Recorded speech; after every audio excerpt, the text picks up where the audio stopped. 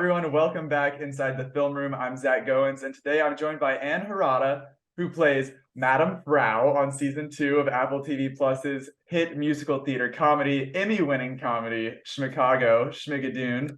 How are you, Ann? Welcome to the show. I'm well, thank you so much. I'm excited to talk to you because this show is so much fun. I really enjoyed season 1. I loved season 2. I feel like it just exponentially has gotten better, and that's just the cast, the era that we're talking about, all the different musicals. I know that you have mentioned in other interviews that this is your era of musicals, whether it's high school, college, off I Broadway, know all the Broadway, shows. that you I've been in a summer theater production of Godspell. I've done I did Pippin also in summer theater. I know all the shows. Like it was that's like sort of coming home to get to bring all these to Schmigadoon, huh? yes. I mean, it's sort of like Pippin was the first Broadway show I ever saw, so of course that's very dear to my heart. Hmm. I know all of these shows very, very well. So because this was the era that I kind of grew up with musicals, you know. I remember buying that Godspell album um when I was a young girl and listening to it very hard. I just feel like this is my time of musicals, and I'm really excited to be a part of this. Was there one in particular that you were most excited when you realized that, oh, this one is going to be part of Chicago, or were they all just equally exciting?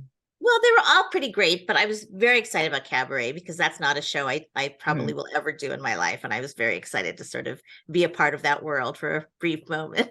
Absolutely. And that's a lot of what the Madam Frau character, the world, they're all blending together, but obviously influences of Fraulein Schneider, but also so many other different characters that kind of come into this blend of the character that you create. I'm curious, when you're kind of figuring out how much of this one, how much of that one, who did you pull influences from? How did you come to create what we see as Madam Frau? Well, since she's obviously sort of on the darker side of Schmicago, I feel like Fraulein Schneider is almost too nice. I was thinking more about Fraulein Kost, who in the same musical is sort of a Nazi sympathizer Right. and kind of a woman of the evening, you know, and I thought there's something kind of ominous about that I could pull from. But basically, my influences are not from um, stage musicals so much as I basically stole Madeline Kahn's accent from Blazing Saddles, and Cloris Leachman's accent from Young Frankenstein. And a little bit of that sternness too that we see from the no nonsense Madam Frau here. Yes, indeed. I love she's if she's the left hand of Krat, we've got Sergeant Rivera as the right hand. You two have sort of those two characters are so fun to me because no one really understands them except for each other because they constantly deal with the all of the mistreatment from their boss, but yet they're still loyal. And you and Jaime, who plays Sergeant Rivera, you have even a great song, a great duet about that sort of feeling. What was it like to be able to explore? In season 1, it's very much Josh and Melissa, but here we get to dive into some of these other characters and bring them into the spotlight a bit more. So how is it to develop that individually and with Jaime? Oh, it's fantastic. You know, the great differences between season one and season two for us are just being able to play characters so different from Mhm. the other one, right? So we can like kind of run the gamut in terms of Right. archetypes in musical theater. And it's been a blast kind of knowing that like I can play nice and I can play bad and I can play, you know, it's sort of, you know, none of us are all one or the other, and we're still kind of ourselves even in Chicago, right? Right. So that there's something cool about kind of incorporating the the two parts of that. Absolutely. And I know, like, if we were to get a future season 3, assuming we follow the same trend of, new era, completely new characters, no continuations, I'm not ready to be done with Madame Frau and Sergeant Rivera because we get sort of this in the musical number at the end of the finale, the happy beginning, talking about, Madame Frau's taken over the club. Sergeant Rivera gets his dream of dancing. He gets a boyfriend too with the narrator. But I'm curious, individually or with Jaime, was there any sort of, expansion on what that happy ending looked like that you created in your head? Maybe like an unofficial happily ever after for this character? For me, Yeah, was there anything like what does the club look like in 5 years, in 10 years? How long is Madam Frau sticking it out? Well, I think it depends on what she can make of it. I think she runs the club in a much different way than Mr. Krat, and Mhm. obviously is more open to different kinds of acts. Oh, absolutely. Promoting the talent that she sees around her, and she sees what's inside of him and like what he has to offer, and then he delivers. Oh, I think big time. what's beautiful about her being her own entrepreneur. She's not under Krat's thumb anymore. She absolutely runs. She seems to run every single business in Schmicago anyway. Mhm. So she might as well enjoy the fruits of her labor. You know what I mean? Right. I love that. Just like everybody gets their happy ending there, but those two in particular were very fulfilling after seeing you stifled so much throughout the season by crap. But you've obviously had such a successful career across the stage and the screen. And as an actor, when you're approaching a role, I'm sure that it's different to how you're going to approach an on-stage performance versus a film or television role. But when you're approaching one that's kind of both, where it's a TV role, but it is meant to replicate Broadway or a live production. How does that work? How is that different than just, any other role?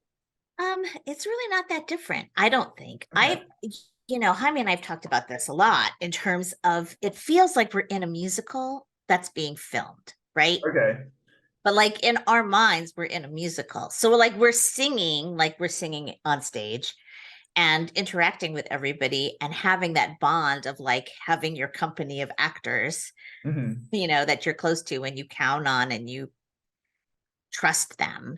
And I think with season two, because we did have that bond from season one, it was so much easier just to sort of get in the groove and go. Like Right. I never felt like, oh no, we're going to have to pull back because we're on screen as Right. opposed to, stage.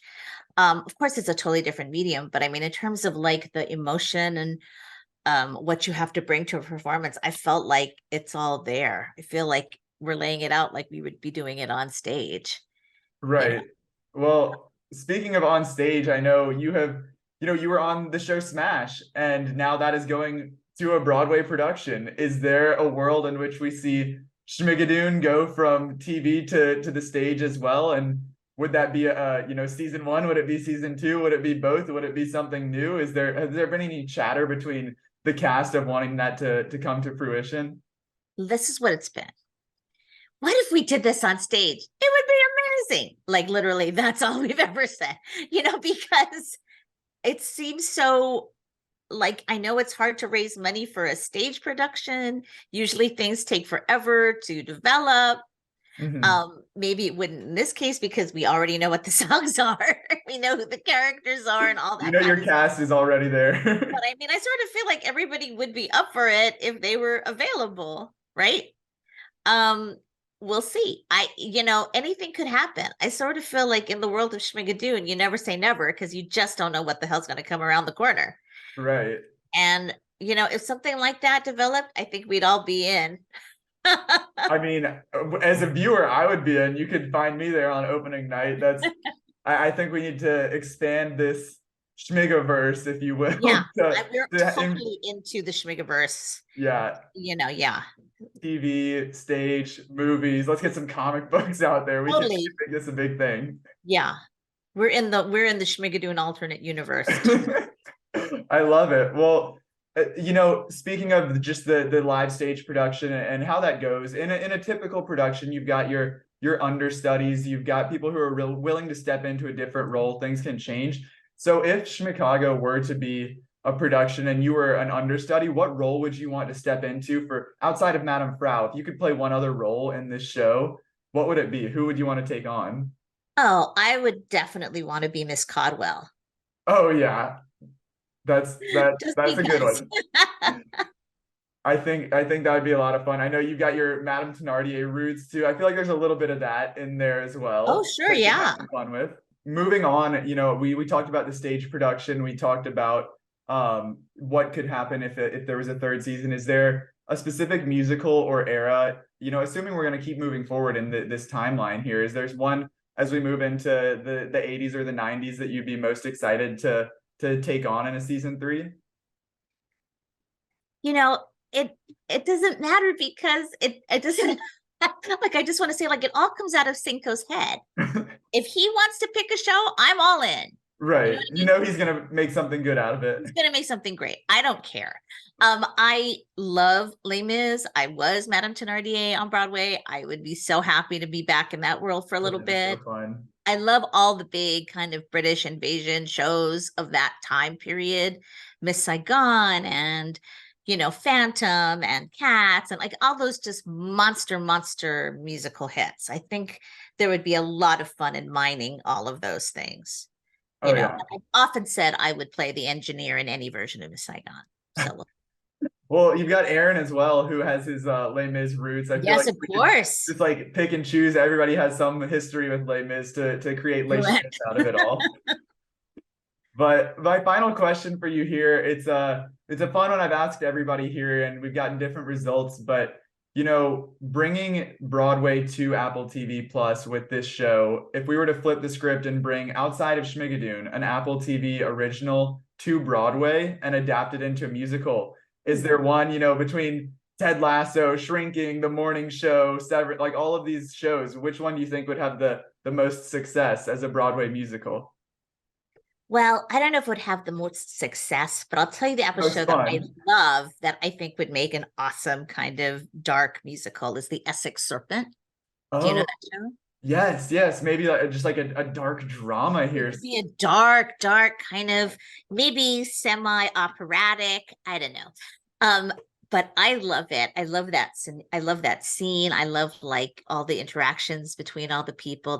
Everybody seems like they have like another like a hidden agenda. Mhm.